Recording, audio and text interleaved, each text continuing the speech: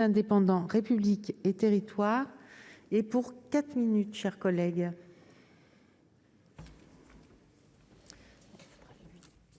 Madame la présidente, monsieur le ministre, mes chers collègues, l'évolution de la situation sanitaire est de plus en plus incertaine depuis l'examen en première lecture du projet de loi prorogeant l'état d'urgence sanitaire. Vendredi dernier, le Premier ministre, en accord avec le Président de la République, a ainsi été conduit à prendre des mesures plus strictes pour s'adapter à cette évolution, tout en évitant un nouveau confinement national de la population. Dans ce nouveau contexte, et alors que le personnel soignant a besoin de notre soutien total, tout doit être mis en œuvre pour améliorer rapidement la situation sanitaire, limiter le nombre de décès et sortir au plus vite de la crise. La commission mixte paritaire, qui s'est réunie le 28 janvier, a permis d'acter la convergence de nos deux assemblées sur la nécessité de donner au Gouvernement les marges de manœuvre indispensables pour faire face à une situation désormais critique, sans toutefois s'accorder sur l'ensemble des dispositions restant en discussion. Ainsi, n'a-t-elle pas été en mesure de proposer un texte commun et, à l'instar de certains de mes collègues qui se sont exprimés avant moi, je le regrette vivement.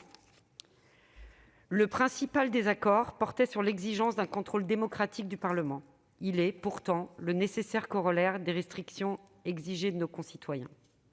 Au moment où les Français supportent, avec de plus en plus de difficultés, les contraintes liées à la gravité du contexte économique et la rigueur disciplinaire imposée par l'état d'urgence sanitaire, il est de notre devoir de contrôler si la prolongation des mesures prises, au-delà d'une certaine date, reste pleinement justifiée par la situation sanitaire.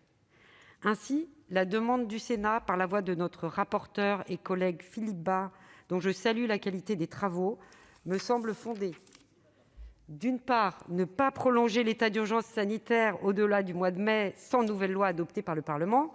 D'autre part, soumettre la durée d'un confinement lorsqu'elle est supérieure à 1 mois à l'autorisation du législateur. Monsieur le ministre, mes chers collègues, au sein de cet hémicycle, nous partageons tous le même constat quant à l'ampleur de cette crise. Elle impose de prendre des mesures de protection de nos concitoyens et de maîtrise de nos capacités hospitalières, avec chaque jour le même mantra : sauver des vies. Nous sommes ici également tous porteurs d'une exigence démocratique.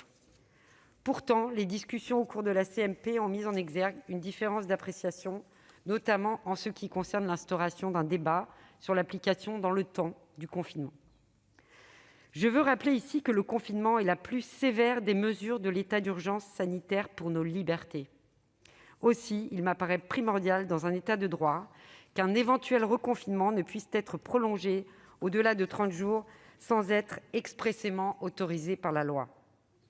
Cela vous protège aussi, monsieur le ministre. L'intervention régulière du législateur, afin de s'assurer que les droits de nos concitoyens sont autant que possible préservés, est indispensable. Nous ne pouvons pas donner blanc-seing au Gouvernement, nous dessaisissant ce faisant de nos prérogatives élémentaires, comme le contrôle de l'exécutif. C'est, ne l'oublions pas, un des volets du mandat que nous ont confié nos concitoyens.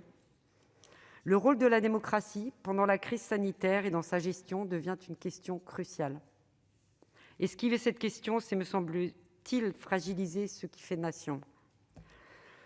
Pour notre liberté, liberté chérie, et pour toutes ces raisons, le groupe Les Indépendants votera cette question préalable.